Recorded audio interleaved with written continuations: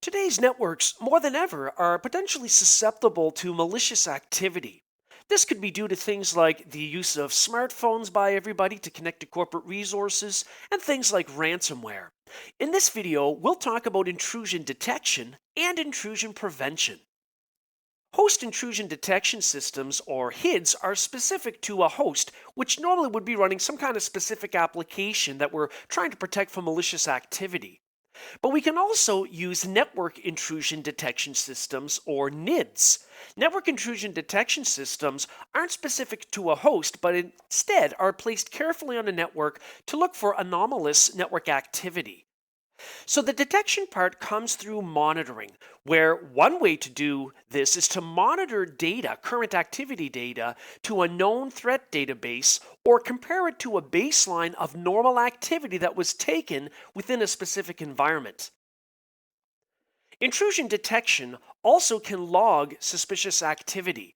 Now, in that case, we want to make sure that wherever that information is logged to is kept secure. So, for instance, we might enable log forwarding from a device where we've got intrusion detection being monitored so that it gets stored elsewhere. We can also correlate current data with related or even older data historically to determine that some kind of suspicious activity is taking place. Intrusion detection can also send notifications to administrators about suspicious activity. Intrusion prevention comes in a couple of forms, including host intrusion prevention systems, or HIPS.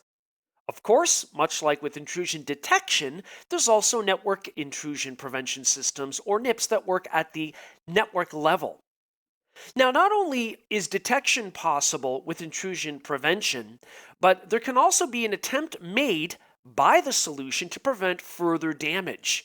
Now, intrusion detection and prevention solutions could come in the form of physical hardware or a virtual appliance or software installed within a server OS.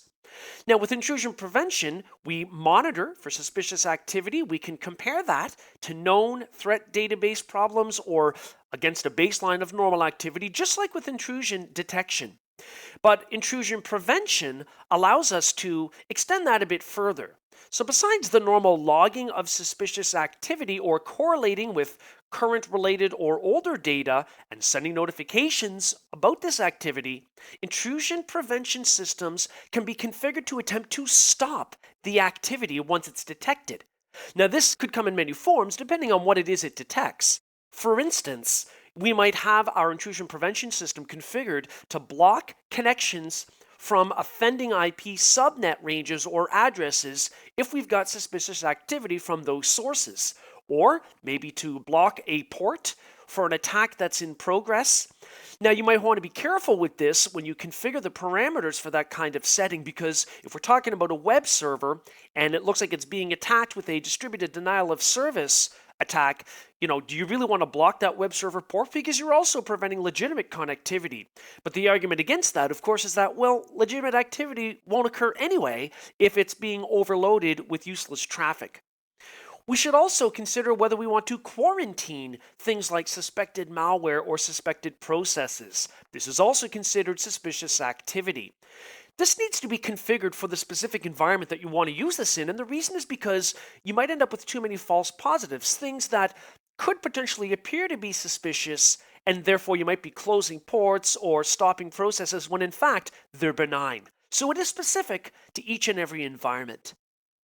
In this video, we did an intrusion detection and prevention overview.